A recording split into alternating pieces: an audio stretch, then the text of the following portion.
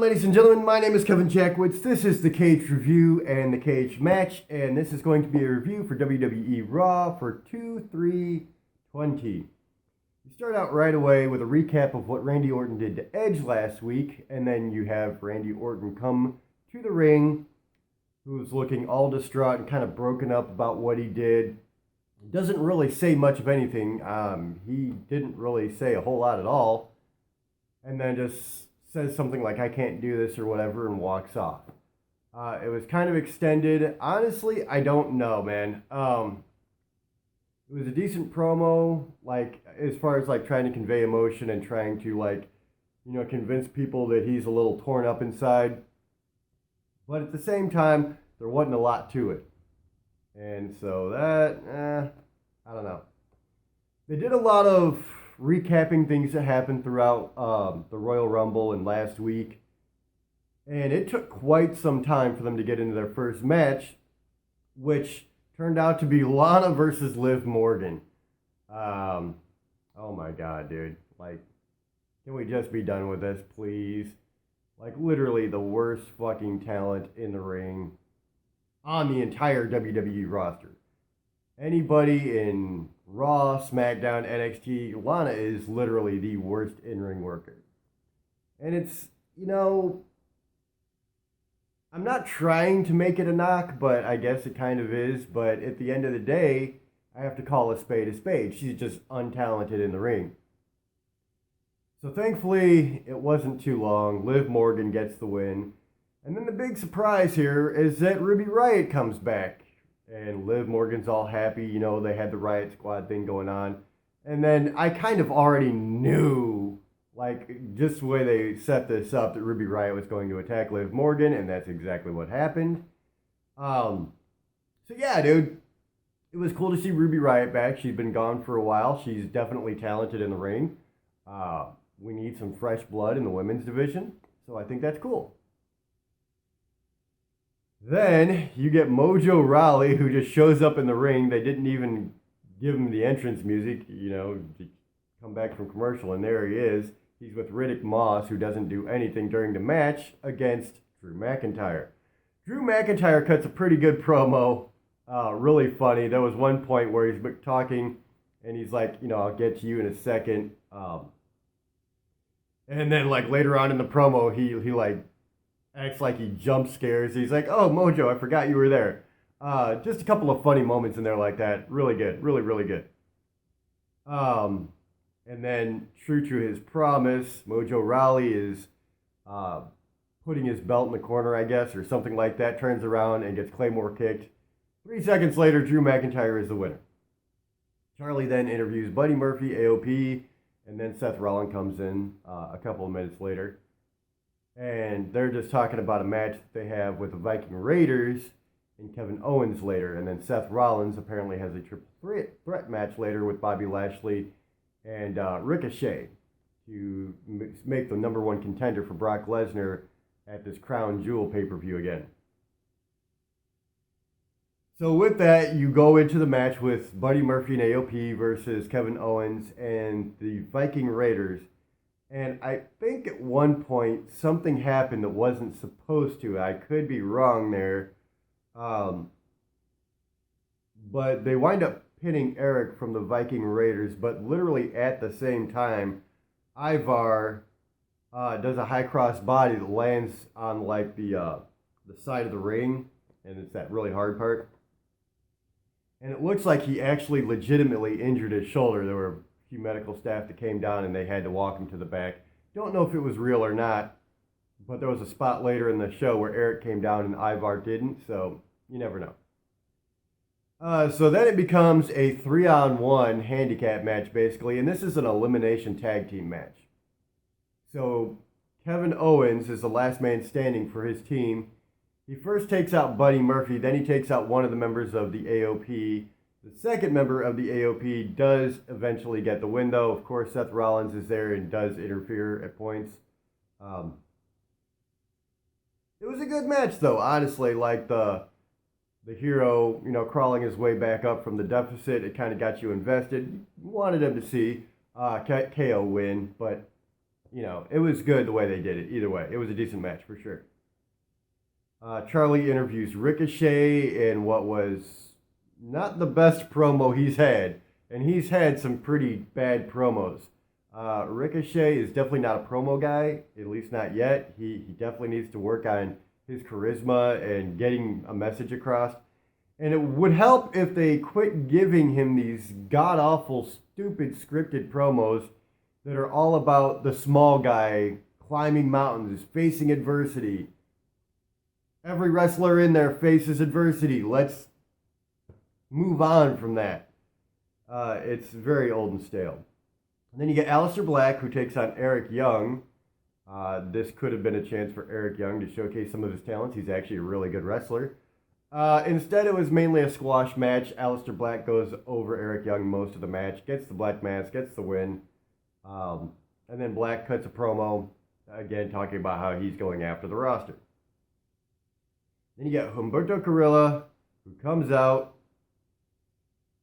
and Angel Garcia is apparently his cousin in real life. And so Angel Garcia comes out with Zelina Vega. Humberto took out Andrade last week. And so Angel Garcia comes out. They cut a promo on how Humberto needs to be taught respect, basically. And so there's a match that looks like it's going to start between those two. It turns into just a brawl where Zelina Vega kind of directs Angel Garcia to peel the mat off the concrete and do the hammerlock DDT onto Humberto. Rey Mysterio comes out, saves Humberto again, and so the match actually becomes Rey Mysterio versus Angel Garza, with, of course, Zelina Vega in his corner and getting involved in the match at times. And so the match is fairly good throughout. At the end, that concrete is still exposed that they peeled the mat away from. The match goes outside. Angel Garza, does the DDT on the Rey Mysterio instead. So that ends the match by DQ, so Rey Mysterio wins by DQ. Charlotte Flair then cuts a promo about who she wants to face. She won the Royal Rumble. She gets her option to choose who she wants as far as Raw or SmackDown title. But then they kind of bring into the conversation the NXT title, which, hasn't really been done before. And so Rhea Ripley comes down to the ring. And she's like, you know what? You're right. You have beaten, Becky Lynch. You have been the Raw Women's Champion. You've beaten Bayley. You've been the SmackDown Women's Champion. You know who you've never beaten? Me. And so it looks like they're going to do something with Rhea Ripley and Charlotte Flair. So that's cool, man. That's mixing it up. I like that a lot. And plus, that also gives you the opportunity to have the Raw Women's Championship match and the SmackDown Women's Championship match. So very cool there. I like that. Then you get another interview for the Triple Threat, this time with Bobby Lashley. Same bullshit as it always is. Then you get Asuka with Kairi Sane versus Natalya. And Asuka and Natalya, this was a decent match. It really was. It was pretty good, man. They both had about a fair amount of time in the lead in the match, kind of over the other person. At the end, Kairi Sane distracts Natalya. Asuka gets the Asuka lock in. Natalya has to tap. And then after the match, Asuka cuts a promo. Obviously, she's not the best with English yet. And the basic concept, the few words that you can make out here is Becky Lynch, I want a rematch for the title. So Becky Lynch comes out, says, why would I do that? And she's like, because it's fun or whatever. And so she accepts Asuka's challenge. Kairi Sane tries to get the jump on her from behind. Becky Lynch turns around, knocks Kairi Sane out of the ring, just says, look at that, superpowers, and walks out of the ring. Then you get a Seth Rollins promo in ring right before the Triple Threat match. And this is kind of what you expect it to be. I mean, it's a Triple Threat match. There's no rules. So Seth Rollins is talking about how he's going to win this. He's going to go on to face Brock Lesnar. He's going to beat Brock Lesnar, and then he's going to go on to face Drew McIntyre and beat Drew McIntyre. The match starts with Seth Rollins, Ricochet, Bobby Lashley. The AOP come down and start taking out both Ricochet and Bobby Lashley. Buddy Murphy comes out with them as well. And then Kevin Owens and Eric from the Viking Raiders come down and kind of chase off those three.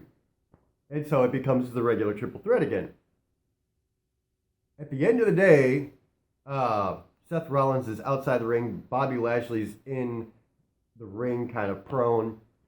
And out of nowhere comes Ricochet. He does one of his crazy-ass moves, 450 off the top, and gets the win over Bobby Lashley. So it's Ricochet versus Brock Lesnar at this like Crown Jewel event, whatever it's called this time. And that's kind of interesting. You expect that Brock Lesnar is going to go over very quickly, honestly, during that match. And at the end, Brock Lesnar comes down, does the F5 on Ricochet, and stands tall. The whole match, the commentary team sucked. And they kept building up Ricochet as a guy who has no chance, so you knew he was going to win. Like, it went so far with the commentary that you automatically knew he was going to win the match. And it kind of gave away the surprise. And it's like sometimes WWE, well, I say sometimes, most of the time, WWE just overdoes shit. Like, they just overdo everything, and the commentary in this match was overdone by a mile. It sucked. Like, they completely spoiled what was going to happen. Sometimes they need to learn how to shut the fuck up. So yeah, dude, it was kind of dumb. At one point, Jerry Lawler called Ricochet Brock Lesnar's skeleton. I mean, it was just like every little jab that they could do like that, and every way to make him seem like there's no possible way he could win, which in WWE language means he's gonna win. So they need to cut that shit out. At the end of the day, it was still below average, man. It took a long time to get a match. And when you finally got a match, it was a bad match. And then you get a squash match with Drew McIntyre. I did love his promo, but the match itself was not even there. The six-man elimination tag team match was good. I liked it. But then you get another squash match with Aleister Black over Eric Young. Two really bad promos for the triple threat match. The Angel Garcia Rey Mysterio thing was good. But they didn't really have enough here to keep me interested. The other good match, Asuka and Natalya, I think that was decent. So at the end of the day, I mean, you're still below average, man. You had some decent matches this time at least. They are trying to work in some storylines. I'll give them that much credit. But honestly, some of this stuff was really convoluted and just thrown together. So I'm going to give it a 4 out of 10 because they still have a long, long way to go. That's what I feel about it. Let me know what you guys think in the comments below. If you enjoyed this, hit the like button, subscribe, and share. My name is Kevin Jackwitz with a pretty bad head cold. Kaged Nation, out.